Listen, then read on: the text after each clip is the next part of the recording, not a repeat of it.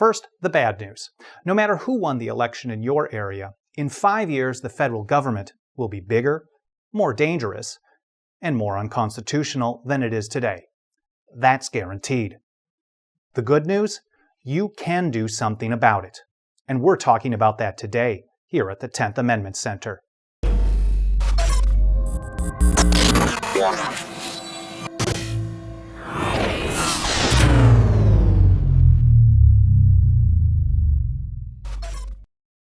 When you elect a Democratic Congress, the federal government gets bigger.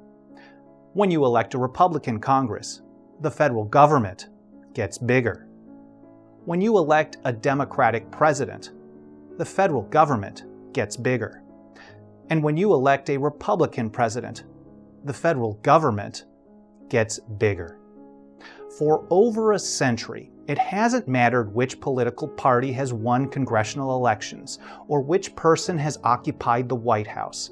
The federal government always grows.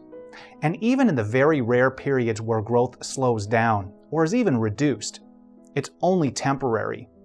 After a few short years, the growth trend picks up, and it's full steam ahead once again. Voting the proverbial bums out always gets you new bums. The fact is, putting all your political time, energy, and money into federal candidates and elections is a guaranteed path to failure.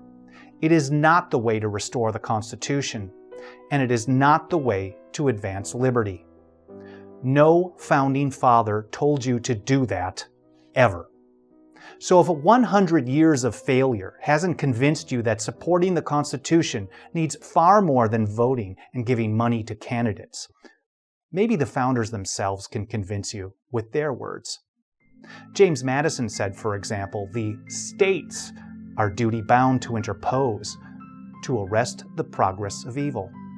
And Thomas Jefferson wrote in 1798 that whensoever the general government assumes undelegated powers, a nullification of the act is the rightful remedy. Whensoever means anytime. It doesn't mean after the next election, or next year, or next month. It doesn't even mean next week. Whensoever means today, not tomorrow, right now. So unless you think the federal government has never assumed an undelegated power, you need to stand with the guy who wrote the Declaration of Independence. Get up, stand strong, and nullify.